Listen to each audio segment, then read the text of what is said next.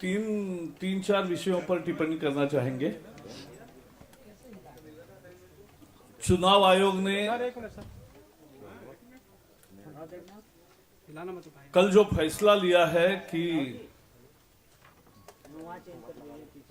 जो मजहबी कोटा आरक्षण का दिया था उसको स्थगित दिया है, उस निर्णय का हम स्वागत करते हैं। We welcome the decision of the Election Commission to stay the implementation of the quota within quota given on the eve of the election, because it is clearly an electoral malpractice. चुनाव के पूर्व संध्या पर इस तरह के झुंझुने कांग्रेस हमेशा दिखाती है,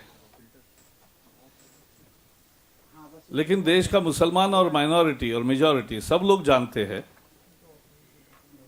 कि कांग्रेस के कारण ही ये देश की और उनकी खस्ता हालत हुई है। तो ऐसे झुंझुनों का कोई असर नहीं होता है। वैसे भी कल उमा जी ने बताया है कि एक तरह से विभाजन का यह फरमान था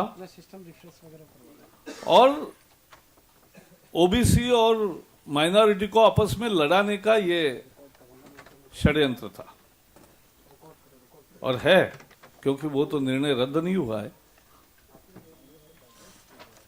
कांग्रेस की यही नीति है,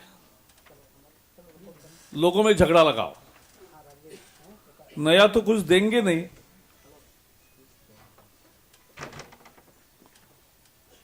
यानी ओबीसी को पहले ही कम मिला है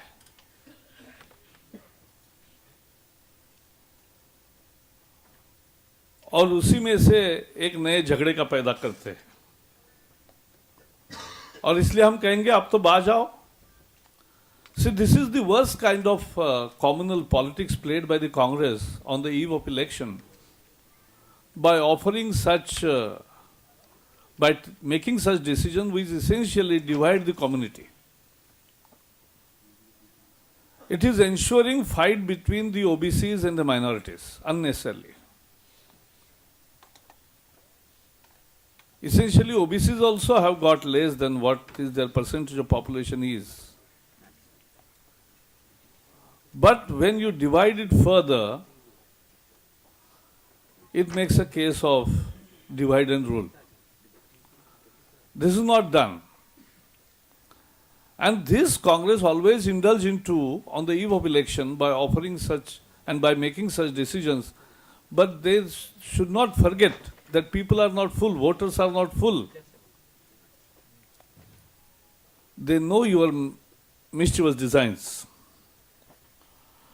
अब कल तो दिग्विजय भी बोले आजमगढ़ में,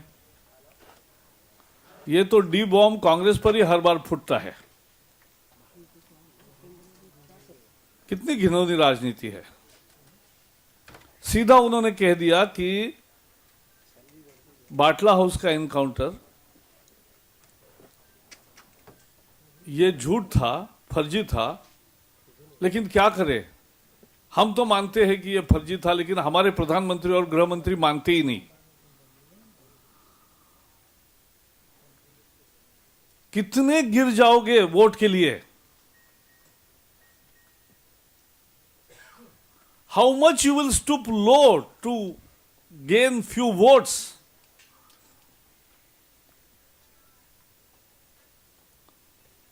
Because ये तो शहादत का अपमान है। बताओ दिग्विजय सिंह, कौन से फर्जी मुठभेड़ में पुलिस अधिकारी मारा जाता है? पुलिस अधिकारी थोड़ा ही मरता है फर्जी एनकाउंटर में। यहां तो शर्मा जी शहादत हुए। शहीद पुलिस को उनकी सहानुभूति नहीं, आतंकी को सहानुभूति है और ये मुसलमानों का भी अपमान है। हम तो मानते कि आतंक का कोई मजहब नहीं होता, लेकिन ये तो मुसलमानों को आतंक से जोड़ते। ये दिग्विजय की राजनीति है और ये इन्वेस्टिगेशन की धज्जियां उड़ाना है। पुलिस ने, सीबीआई ने, सबने जांच करके तथ्य जोड़े हैं कैसे बाटला हाउस में जो मरे या जो पकड़े गए उनका कैसे संबंध था। और यह होने के बावजूद भी एक तरह से कोर्ट को प्रभावित करने का यह प्रयास है, इसकी हम भर्त्सना करते हैं। और उन्होंने प्रधानमंत्री का नाम लिया है, हम प्रधानमंत्री से सवाल पूछते, उनके अपेक्षा करते कि वो खुलासा करे, अपना प्रसिद्ध मौन व्रत या साइलेंट मोड से वो बाहर आए। Let prime minister come out of his silent mode and explain the nation what are the facts of the Batla encounter, in which a brave police officer has to pay the price and he died to the bullets fired by the terrorist. And here is a Congress leader giving moral booster to the terrorist and demoralizing the police forces by his antics.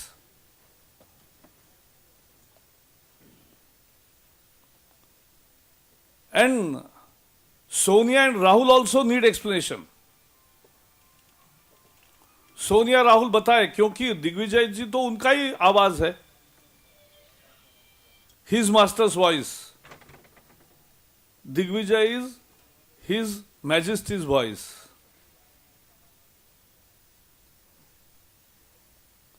So tell whether you approve what Digvijay is saying or not.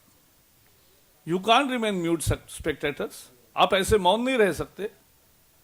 आपके महामंत्री है, हर रोज वाला शनाब बोलते हैं, रणनीति के तहत बोलते हैं, आपके दिल की बात बोलते हैं वो, और इसलिए आपको भी खुलासा करना चाहिए। आप कटघरे में खड़े हो और प्रधानमंत्री को तो उन पर कार्रवाई करनी चाहिए, क्योंकि कानून के प्रक्रिया में कोर्ट को प्रभावित करने का प्रयास दिग्विजय सिंह कर रहे, इसलिए उन पर कार्रवाई होनी चाहिए। और इस घिनौनी राजनीति का हम पूरा भर्त्सना करते हैं। एक विषय आपका, एम्प्लॉयज प्रोविडेंट फंड। इस साल भी सरकार के इरादे और मंसूबे नापाक है। सरकार 8.5% से ज्यादा ब्याज नहीं देना चाहती और देश के 5 करोड़ कॉन्ट्रीब्यूटर्स जो है एम्प्लॉयज प्रोविडेंट फंड के, वो 9.5% लिया बिना नहीं रहेंगे। BJP demands 9.5% minimum interest on EPF. It should not be brought down to 8.5%. We will oppose it.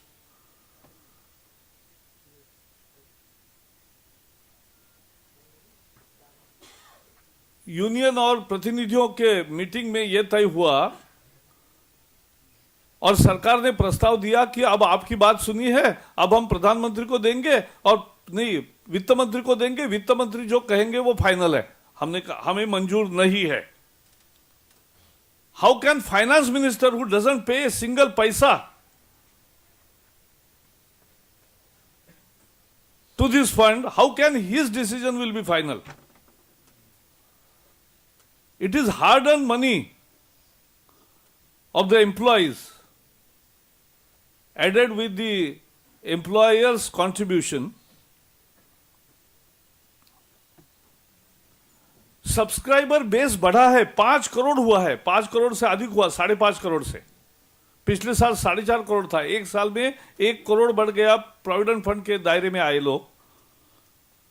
तो प्रोविडेंट फंड का बेस बढ़ा है, उसका कंट्रीब्यूशन बढ़ा है, उसका इन्वेस्टमेंट बढ़ा है, उसका इनकम बढ़ा है, उसका ब्याज का इनकम बढ़ा है, और फिर ब्याज दर कम क्यों? ये कौन सा गणित है प्रणब मुखर्जी आपका? मजदूरों की ऐसी लूट भारतीय जनता पार्टी होने नहीं देगी और एम्प्लॉयमेंट ये प्रोविडेंट फंड पर ब्याज 9.5 से कम हम कभी मंजूर नहीं करेंगे। 15,000 करोड़ रुपए अनअकाउंटेड पड़े हैं इस खाते में। जिसका कौन मालिक है इसका पता नहीं, वो क्यों सरकार उपयोग करेगा? वो उसका उपयोग करे। 1% बढ़ाना है तो 5,000 करोड़ रुपए लगते। यानी हमारे पैसे का भी हमें उपयोग नहीं कर सकते हम। मजदूर के पैसा मजदूर को नहीं मिलेगा, सरकार को मिलेगा। और हम तो मांग करते हैं कि ये सरकार की जिम्मेवारी, अगर कल्याणकारी राज्य कहते हो, इंक्लूसिव ग्रोथ कहते हो, तो मजदूर के लिए अगर 5,000 करोड़ डालना भी पड़े तो सरकार को डालना चाहिए। See, there are more than 5 crore contributors to the Employment Provident Fund. Their contributions have increased. So the establishments have increased. Employers' contribution has increased. Total investable funds have increased. Income from investments have increased. And why then you are giving less interest rate? This is the right of the workers, and BJP wants nothing less than 9.5%. If required, the government which boasts for inclusive growth must pay from its pocket rupees 5,000 rupees to achieve that end. But there are already money lying idle with the pension fund, provident fund. More than 15,000 crores are unclaimed money. Why can't it be used for the welfare of the labor? And we will not accept finance minister's verdict. It has to come to the labor. Unions must approve it. And BJP wants nothing less than 9.5%. तीसरा एक विषय है, जारवाज के बारे में एक विवाद चल रहा है। ये बड़ा पार्टी का मसला नहीं होता है, लेकिन समझना चाहिए कि वहां पोर्ट ब्लेयर से दिगीपुर जाने का जो सड़क है, एक ही सड़क है, एक ही हाईवे है, और वो भी बंद करने का इसमें से हमेशा उत्तर निकलता है, वो हमें मंजूर नहीं है, सड़क बंद नहीं होनी चाहिए। और सरकार भी एक बार रिव्यू करे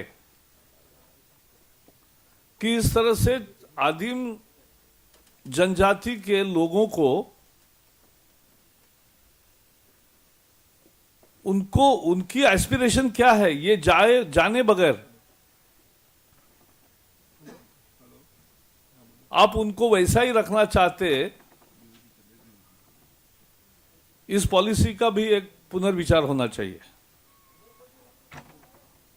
Because you cannot thrust your ideas on somebody. And I have seen, मैं बहुत बार वहां गया हूं और मैंने देखा है खुद, वहां मेडिकल वैन खड़ी होती है, जो जारवाज बीमार होता है वो वहां आकर बैठता है खुद होके, तो उसको आधुनिक इलाज चाहिए, उसको शिक्षा नहीं दोगे, उसको कुछ नहीं दोगे, ये भी कहां तक उचित है? इस पर बहस हो। और हम चाहते कि इसका पुनर्विचार भी हो, लेकिन किसी भी हालत में किसी बहाने वो सड़क बंद करे और अंडमान के 2 हिस्सों में यातायात की कोई सुविधा न रखे, ये हमें मंजूर नहीं है।